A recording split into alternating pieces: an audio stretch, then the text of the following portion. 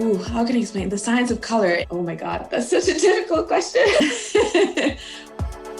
Basically, like the interaction of the light with your eye, if there is like absence of certain light waves, it will give you like a specific color. And if each color has an energy. And that's why, like, for example, we see rainbows and things like that. The face of engineering is changing and evolving. But who are the faces behind it, and more specifically, the women? Let us take you on a journey of an exciting career that celebrates success and embraces failure. I'm your host, Ngunan Adamu, and together with The Common Room, we bring you the face of engineering. Today, I'm in conversation with Joyce Belny. My name is Joyce Belny-Mellinger. I come from an island called Martinique. It's in the Caribbean. It's a French island, so I am officially French, but technically, let's just say Caribbean. So Joyce, tell us all about yourself. So I've been in the UK for 7 years now. And prior to that, I studied chemical engineering and decided to expand my knowledge further because I wanted to go into fashion. But having a scientific background, it was kind of difficult for me to get into any kind of fashion or arts program. And so I went to the University of Manchester to study textile technology. And for me, that was kind of a way to bridge the gap between my scientific knowledge and my love for the arts and for fashion. And so I was supposed to go back to France where I studied, but I decided to stay because I found a job here. And then after I think about 2 jobs in the textile industry, where I realized it wasn't really for me, I decided to start up my business, which is called House of Juicy. And it is a business that retails women's activewear. It's Brazilian activewear. And so I started doing that in 2016, and I've still been working different jobs since then. And my aim for the next future is to be fully running my business, self-employed. You know what? It's so cool. So what was it that inspired you to get into engineering, and especially chemical engineering? When I was in high school, I think chemistry was the thing I was best at and that I liked the most, apart from, I think, like arts and PE. And I was always interested to understand and learn how things work.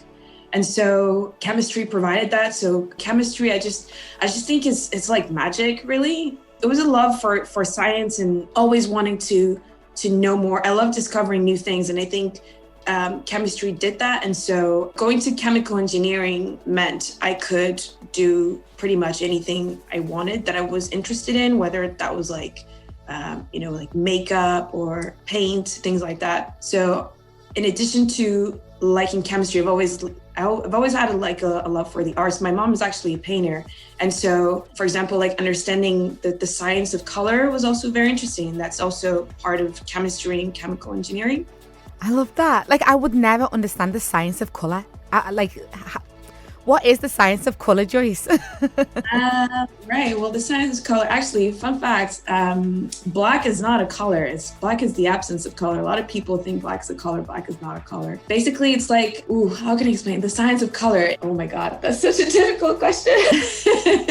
You can map colors. So there's like understanding how we perceive colors. So as humans, not everyone can see colors the same. So, like some people are colorblind. Yeah. That can be explained through the interactions of certain cells like in your eyes. Basically, like the interaction of the light with your eye, if there is like absence of certain light waves, it will give you like a specific color. And I thought that was so interesting where, you could pass like light through different materials and you get different colors. So like understanding which colors are complementary in terms of like their value in energy. Okay. So each color has an energy, and that's why, like, for example, we see rainbows and things like that. So it's a bit of physics and chemistry, but that things like you learn in chemical engineering. And that's why I think it's been so great, because you learn like an array of different disciplines, which I feel now as a grown woman, I know it's impacted like the way I do things. Definitely. I approach like problems at work and things like that. No, the funny thing is, me and a friend, we were having a conversation about colour, and we were saying the people who invented colours, well, they are billionaires because they've patented Yes. those colours, and obviously there's now, Very Jay-Z has got Jay-Z blue.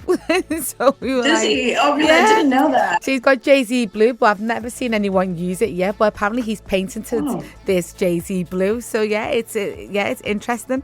Now, when you were doing your course, were there many women and also, women of colour on your course? So it was a 60-40 split of women to men. There were like quite a few women of color. I'd say like in my class, we were about 5 or 6, knowing that in a class there were like 100 people. A lot. They were mostly Black girls rather than Black guys. Oh, okay. Yeah. And that's in France, isn't it? Yes, that was in France. So it's called Compiègne. It's at the north of Paris. I don't know if you know cartoon character called Asterix, but it's the Yes. So there's like a theme park, and it's close to that theme park. Okay. So after you graduated, were you able to go into engineering? So my first job was in a company that made rubber-coated fabrics. So for life jackets, safety rafts, also wetsuits, things like that. So it was very technical fabrics. So, it's not your average, jersey or wool sweater that you're going to find in the market. It's very specific. And having gone into engineering, you learn that there's much more to a fabric than just like how it feels. So it has like for example, the coating had to have a specific thickness, and you have to test it to know that it's going to pass certain qualifications. So you can certify that your product is safe to use for what you want to use it for. And so engineering shows you that there are so many different things involved in the manufacturing or the creation of a product, I find. Yeah. Which we wouldn't know if you're not in engineering. That is so fascinating because you don't really think about wetsuits or like that kind of plastic. So what did you have to do? So we had a project of creating a new coating with another colleague and seeing like how we could spread it the best on the fabric, and also if it was going to withstand, if it had like good permeability, if it was resistant to tear and things like that. So it was finding the right mix of ingredients that would provide like desired outcome. Mm-hmm. So it was a lot of trial and error. You know what? And this is one of the things that I love about engineering, and I wish I went into it, is that, as you mentioned, that trial and error, but also that I always talk about celebrating failure, because sometimes in society we don't talk enough about failure. If something doesn't work out, you go back to the drawing board and you make changes and you try it again, and you just keep on going back and forth. Do you feel then that has given you that's one of the reasons why your company and what you do is successful? I think that's one of the reasons, but also the fact that it teaches you to be resilient. Yeah. Engineering school was hard because I remember like one of my first teachers, math teacher, he used to tell us like, so you're not going to be able to do this exam in 3 hours you have, so I suggest you fold it in half and do half. And I was like, well, what's the point of giving us an exam if we can't do everything? And I was so stubborn at first. I was like, no, I can do everything. Result is I had really bad grades. And then afterwards, I was like, you know what? I'm going to listen to what he said because he knows best. And actually, my grades improved. And so when you understand that, you need to keep going, and like you said, not have a fear of failure, like it really builds you up. And so when I started my business, I didn't really know what I was doing, to be honest, but I've learned a lot, from watching other people, from learning from other people. And yeah, I've made mistakes. I've lost a lot of money, but the thing is, I still kept on going. And having had that engineering background really teaches you to keep going, even if you get a bad grade or your project doesn't result in what you want. You need to keep going because other people will push you to do so, and so you get into the habit of pushing yourself and aiming for the best. And I think that's why engineering is so important. Like, it's such a good education. So how are you able to mix your engineering background with your fashion? So when I graduated in 2007, oh wow, that's a long time now. 2007, so I researched some textile degrees. And so I found the one at the University of Manchester. Honestly, like it was the best decision I made. It was a great program. Going into that textile technology degree, like gave me the tools to really understand like the construction of fabrics, the technical aspects behind it. And it wasn't just about just regular fabrics, but also we learned like what Kevlar was and a little bit more like, for example, about the coating of fabrics. I call it the science of fashion because even if you're very artistic and stuff and you can design clothes, you still need to understand how the fabrics are going to perform when they're sewn. If you create a garment with a fabric that's not going to be stretchy, for example, it might not fit everyone. And I think having that understanding of having that technical knowledge of fabrics helps me so much in actually appreciating fashion. And for example, it's helped me like now when I shop online, I can actually visually see what a garment is going to be like what the fabric is going to feel like, even just looking. Okay. And I love that. So what was the inspiration behind, it's House of Juicy, isn't it? Yes. What was the inspiration behind it? Well, actually, when I was in uni, I was eating my feelings. And then at some point I started, one of my classmates had joined the gym, and she said there were discounts for students. So I was like, okay, right, it's time to change. I need to stop eating cake and paella for 2 people.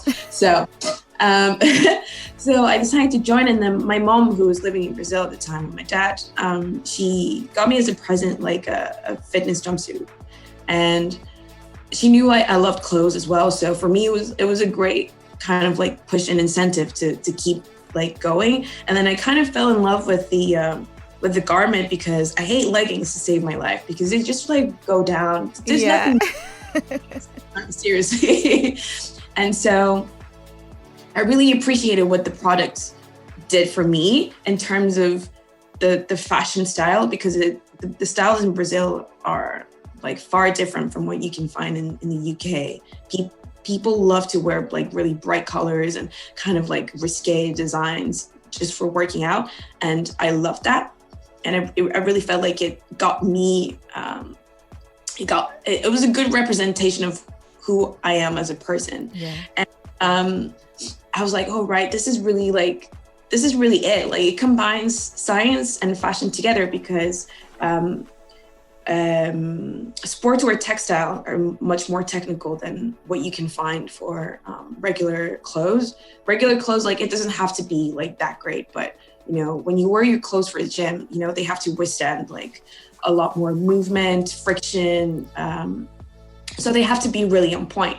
And when it clicked in my brain, that's what I wanted to do. I was like, okay, so I need that little extra bit of fashion knowledge, which is why then I went into the University of Manchester. And then I think a year later, in 2016, I decided like to go for it. Well, you're like me because I love working out and I've got a big behind. So sometimes it's hard trying to find leggings or even, like you said, the leggings, always trying to pull them up. So one of the things that I love that you said is, being multifaceted is a gift. And you kind of touched on it anyway, but can you expand on that for me? Yeah, well, I said being multifaceted is a gift because sometimes people might make you feel bad, will try to make you feel bad for being focused on one thing or doing too many things at once, or they're like, oh, you're doing too much. And I feel like, well, actually, I'm doing a lot of things, but they all have a purpose in my life and they all like make me feel good. They all make me like happy. And I know I'm good at a number of different things.